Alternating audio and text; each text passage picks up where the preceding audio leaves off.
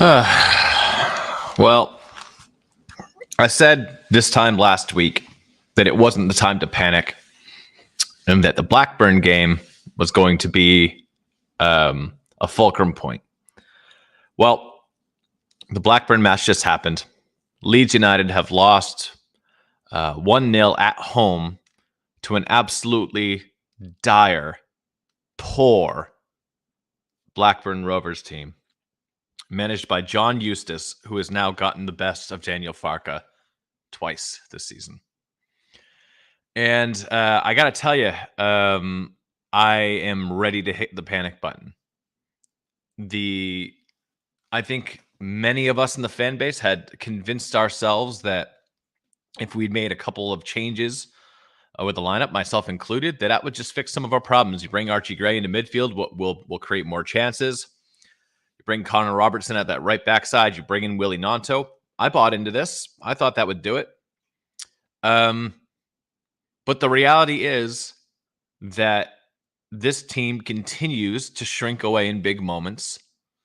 They continue to endure poor performances from some of the players that have been touted the highest in this division and the highest for this team. And they have a manager who, for all his control of possession, for all the things he's achieved this season, and he has achieved a lot, is incredibly stubborn and either waits too long to make changes, or when he does make changes, he makes the wrong ones. And this match for me was a perfect storm of, last week I said, and I said on the debrief a couple of days ago, that Leeds, you can almost tell the story of a Leeds United match in the first 10 minutes of each half.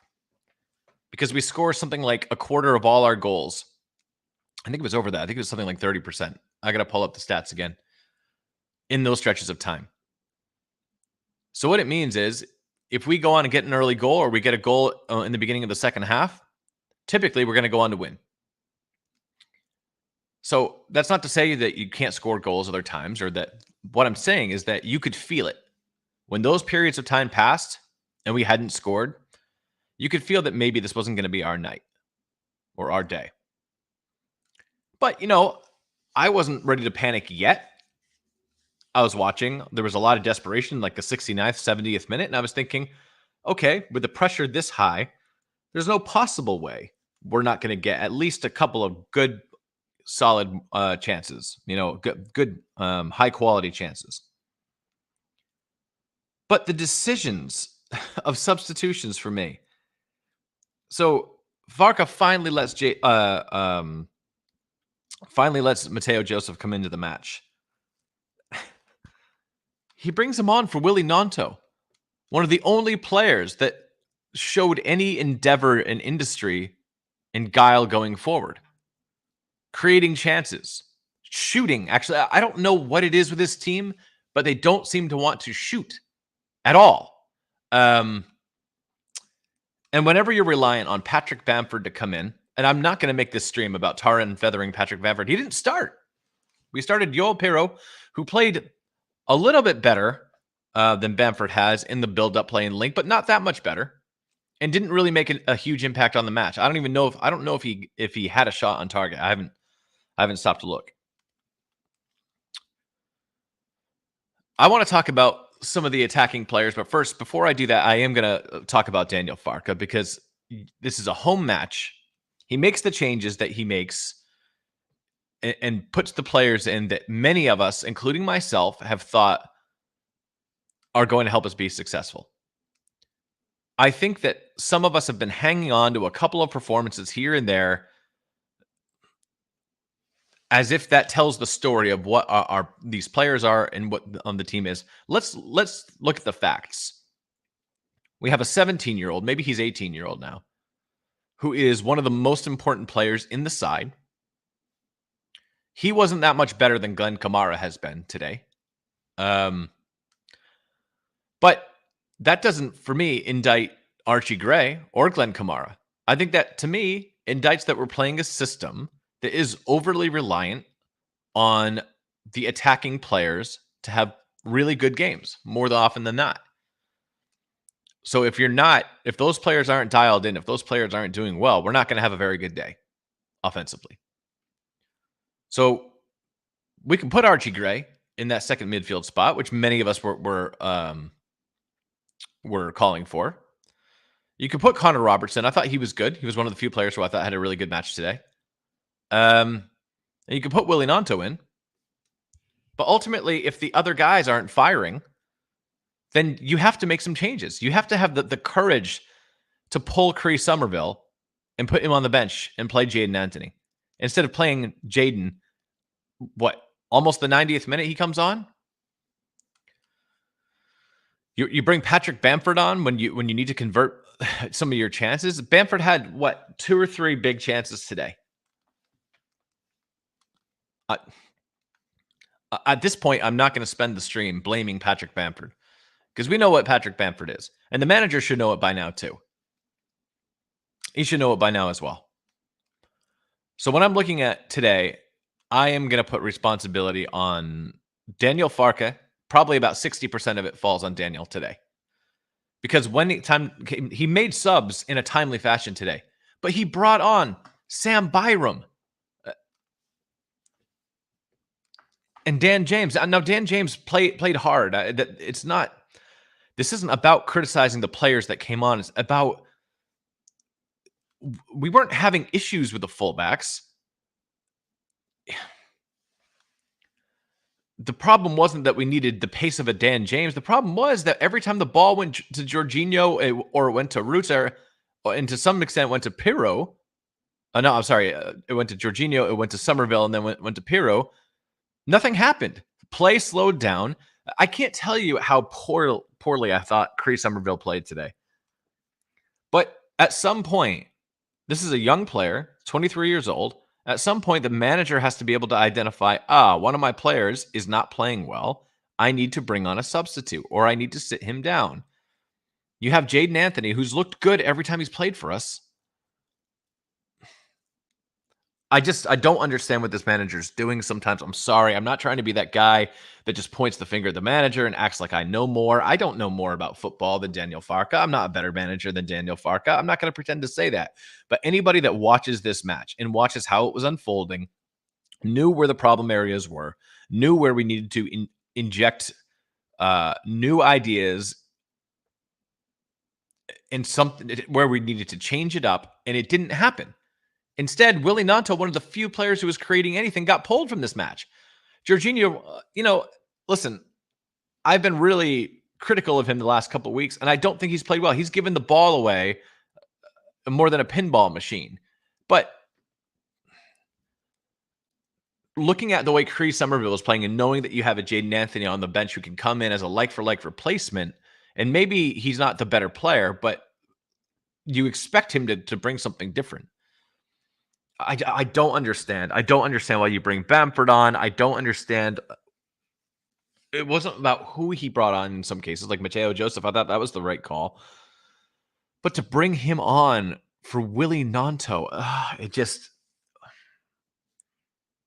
don't even know what to say here.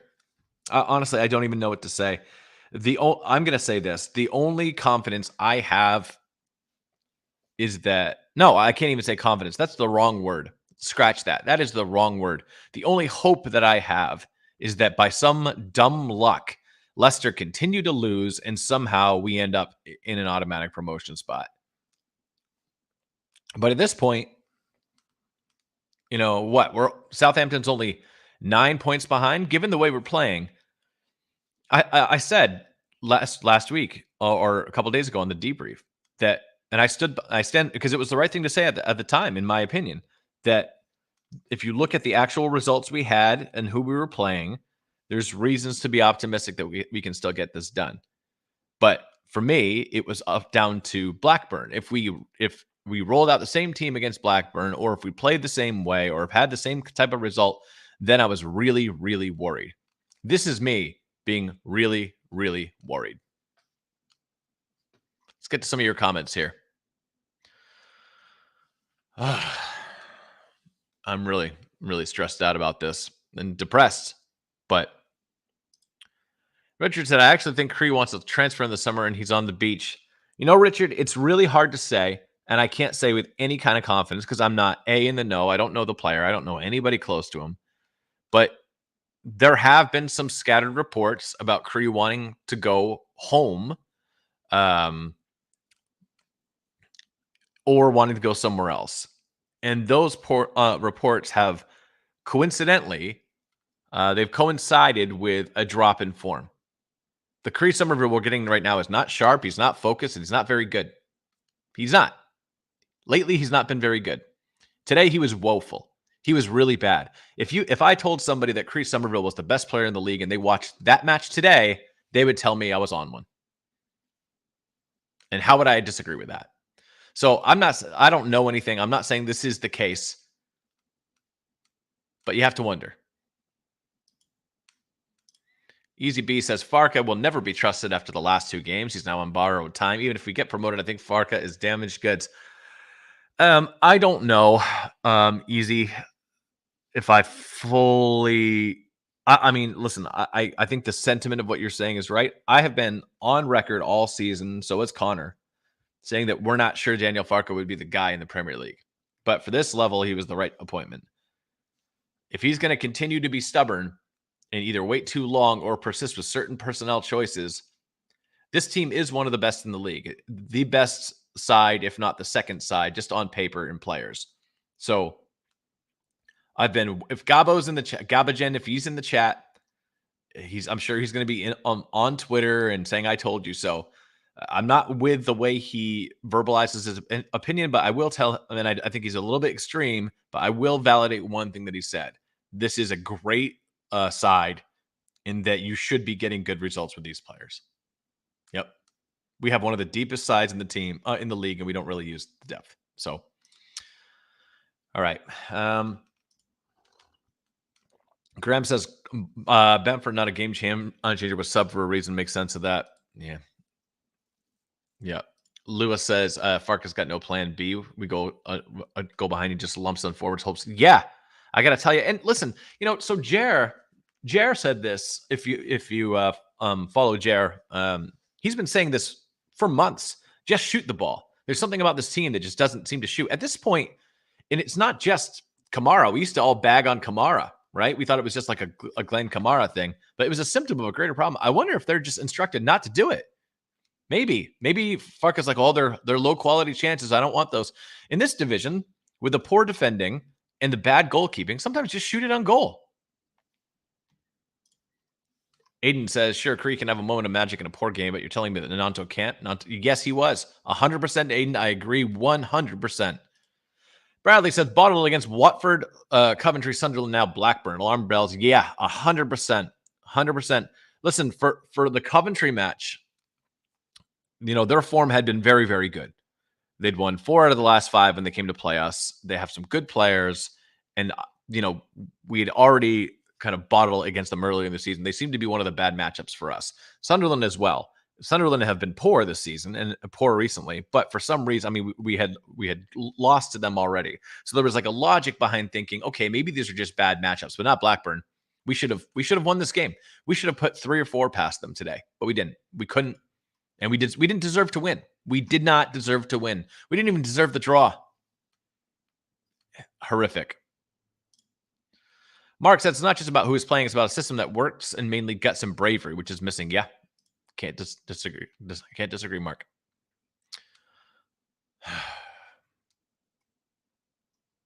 Karen, great point. Why bring on Joseph in the 80th minute? Should have been on earlier. 100%. Why bring on Patrick Bamford earlier than Joe? I just boggles my mind. I know I tend to go through. I don't like to do streams without going into match data, being able to correlate some stuff, and being able to give some. We have what we see, right? And the first thing I do is I go into the data and see if the data supports what we've seen, or if there's something else underneath the surface. Not even going to do that today. What's the point? This was poor. Anybody, I don't need to go into the data to tell you that this was poor. We all know it was poor. Mike Bassett for manager. Yeah, we look like a Mike Bassett team right now. Derek says, Gabe, there's a real possibility we finish 4th. Maybe. Derek, at this point, I'm not gonna gaslight everybody and say that this is not possible. It is possible. God, I'm so angry. I'm not the kind of like let's shout and get angry type of guy. Well, I was when I was a player, oddly enough, but this is just so dire. Right. Let's see. More to your comments here. When a team have just two creative outlets, other teams will. So here's the thing, Dan. I know that this is the narrative right now. Willie Gnonto is a creative outlet. Jorginho Ruter's a creative outlet. Crescencio Somerville's a creative outlet. Impero did a better job connecting. Didn't do a great job, but does a better job connecting. You have players that have created things in their careers, and we're just listen. Willie Gnonto was basically tasked with winning the match himself today. The system does not seem to incentivize midfielders taking chances. It seems pretty obvious at this point that Daniel Farke has instructed them to play the safe ball because there was absolutely no difference between Archie Gray and Glenn Kamara today. Next to Ilya Gruev. We've been criticizing Kamara for weeks. Take some chances. It's not about a 96% completion rate on passes. You have to be a little bit riskier. Archie Gray wasn't riskier. And that's not for me because Archie Gray's not progressive. It's just simply because it's probably how he's being instructed to play. They're doing what they're being told to do, or else they won't play.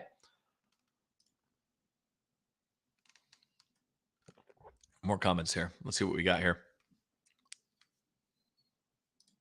We can talk about Cree all we want, but Farke won't drop him. Yeah, but I guess we're highlighting that that's part of the problem, Taylor. Also, Taylor, I love that Step Brothers Photoshop job.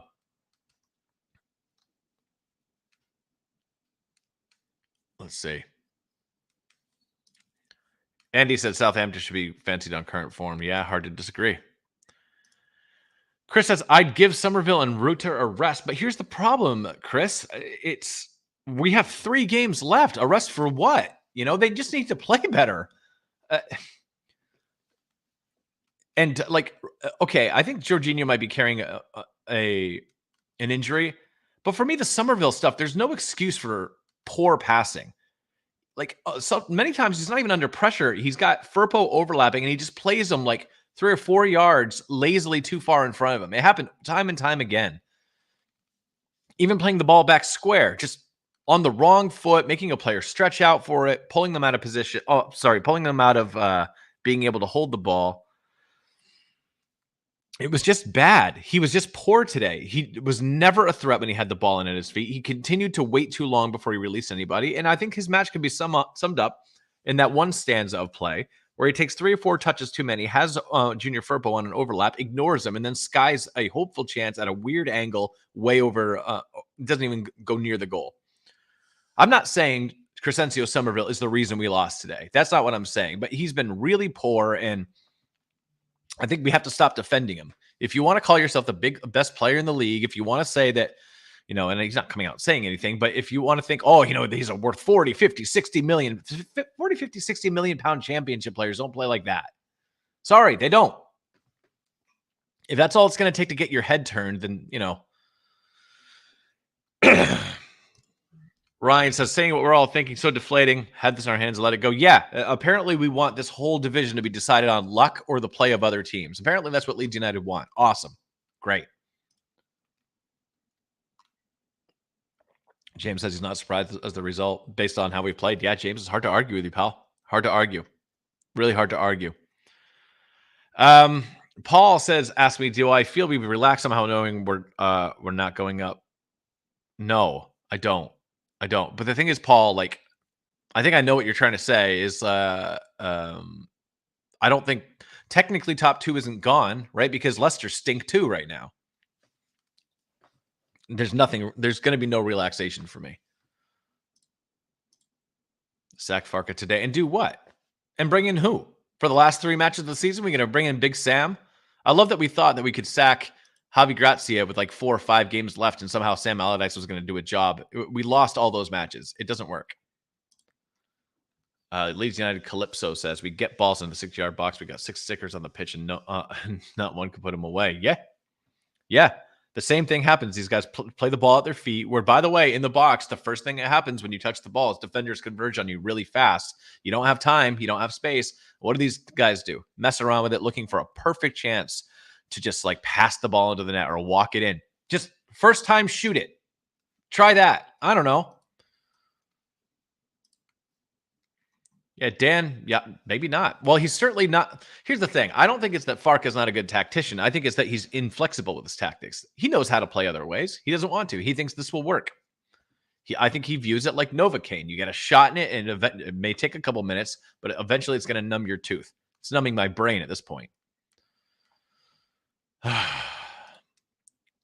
Andrew, this is a good question. I wish I had done some data legwork ahead of time. What's the count on minutes since the last goal? Yeah, I don't know, but it's been a while. We went from scoring 88 goals from open play to not being able to score at all. It's absolutely terrible. Ryan says, "Watch Ipswich get the win." Yeah, I mean, at this point, I wouldn't put it past them. Aiden says Somerville's earned a starting spot, but I can't understand this immunity as to being subbed. Yeah, I mean, and two, like, okay, so some of the worst things that can happen to a young player is being told and how great you are all the time, and being given sort of, as you called it, an immunity from consequence. He's been bad. Drop him or sub him or give him a stern talking to. I don't care what you have to do, but something has to change. And it's not just Somerville. I know I'm really harping on him. I'm harping on him because I think that the best players in your squad, when you're so listless week after week after week, should be held to a different standard as guys who are just doing all they can do. I'm not going to dig out Dan James for not being able to produce quality we know that he doesn't have. I would dig out Dan James if he wasn't running hard, if he wasn't, using his speed to get in behind defenders, or wasn't taking a crack when he had it. Like I'd get on Dan James for that.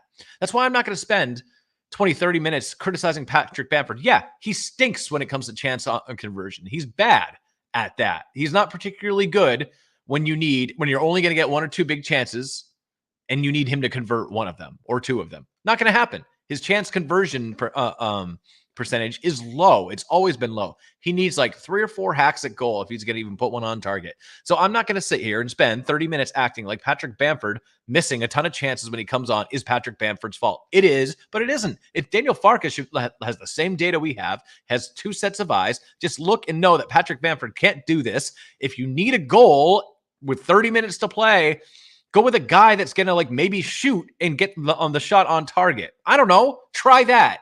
Hasn't done it. So it's more on Daniel Farke. I love that I just said 5 minutes ago that I don't really get worked up. I don't yell. And here I am screaming into a microphone. Awesome. This is what this team will do to you.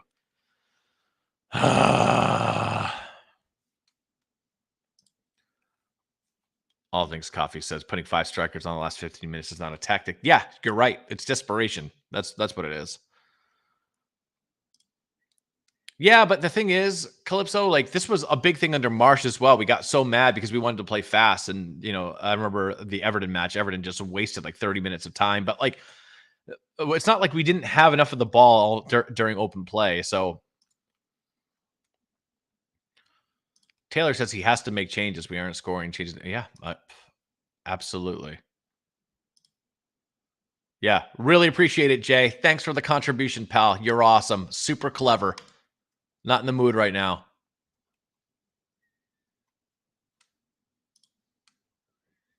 Yeah, Connor will be live after this to crack up the likes for. I'm going to go into about 30 minutes, and then I'm going to acquiesce to my friend Connor.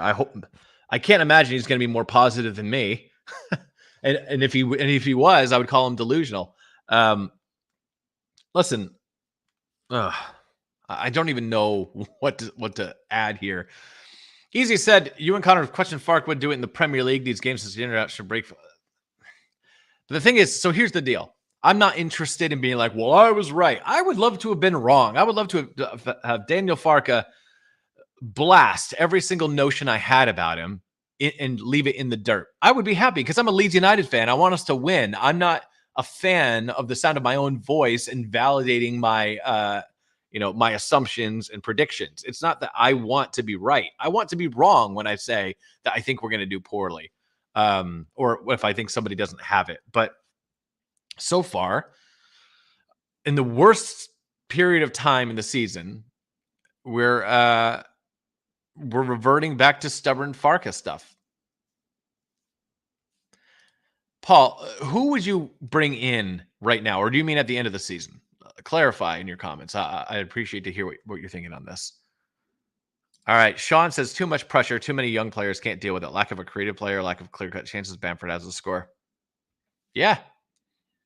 Yeah. I mean, but the thing is, like, I got to tell you, there are young players in this world that if you have a valuation of 40, 50 million pounds, they show up on big occasions and against bad teams, you know, but you're right.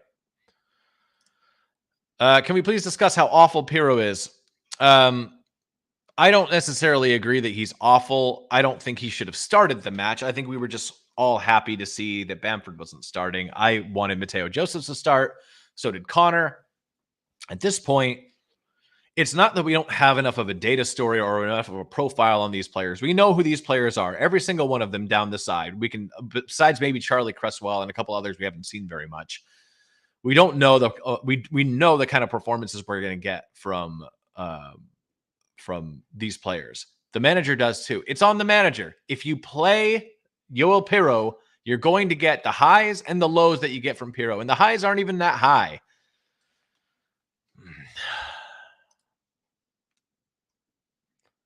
I'm absolutely raging. Mark says their game plan worked, no space. But here's the thing, Mark. I'm going to read the rest of your comment. But have you seen our narrow shape? Everyone loved to talk about this last season, but no one's talking about it this season. We are incredibly narrow, and what we do is we overload one side when we don't play narrow. So if we finally play the ball wide, it's going to be Somerville or Nanto. They're going to touch. The defense is going to shift. We're going to play one overlapper, but it's not like we ever play a long cross to the far post. That's not how we attack. We just go right back into the center. So their whole defense is already rotated over and they're congested right in the middle, waiting for the ball to come in, and we play it back to the center. I don't understand why we do that. We need just one moment of class and Anthony to score that header in the first half. The game is different. Yeah, but like we can say that about a bunch of stuff too, Mark, all season. I mean, it is a game of fine margins. And with a team like Leeds United, with these players, you shouldn't have single or even 2 points of like, well, if that moment had gone different, if that moment had gone different. It is a game of moments. I agree. But we're not creating enough high quality chances. We're dominating possession and we're taking way more shots, but shots on target isn't particularly high because we're not particularly good in the final third. Bring back Locate. Jeez. My God. Yeah, a team who played a day later than us lost 5-0 to Bristol City, I believe. So, great. Shannon said we shouldn't need to blame our players. Our players are Premier League quality. We need to blame our system. I think it's kind of a both and situation here, Shanners. I don't think all of our players are Premier League quality. In fact, I think at least half are not. But to your point, our system is not incentivizing or allowing for us to play in a way that's going to beat low block, pack the box. We're not doing things that are going to crack that open, at least not routinely enough.